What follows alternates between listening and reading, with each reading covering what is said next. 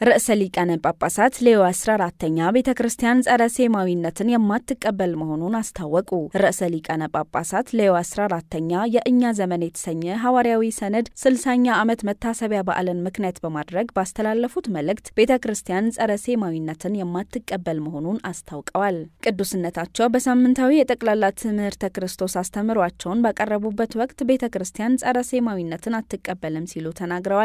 ርዕሰ ሊቃነ ጳጳሳቱ በመልእክታቸው ስለ ሃይማኖቶች አንድነት አንስተው አብረን መስራት እንችላለን፣ ከመቼውም ጊዜ በበለጠ ዓለማችን አንድነታችንንና አብሮነታችንን ትፈልጋለች ብለዋል። ርዕሰ ሊቃነ ጳጳሳት ሌዮ 14ኛ የተለያዩ ሃይማኖቶች በጋራ መስራታቸው የሰብአዊ መብቶችን ለመጠበቅ ከፍተኛ አስተዋጽኦ እንዳላቸው ተናግረው ሁሉም ሃይማኖት ሰላም የሚጀምረው ከሰው ልብ መሆኑን ማስተማር አለባቸው ብለዋል። በግል ህይወታችን፣ በቤተሰቦቻችን፣ በሰፈራችን፣ በትምህርት ቤቶቻችን፣ በመንደራችን፣ በሀገራችንና በዓለማችን ላይ የሰላምን ተስፋ መመለስ አለብን ሲሉ መልእክታቸውን አስተላልፈዋል። መረጃው የቫቲካን ዜና አገልግሎት ነው።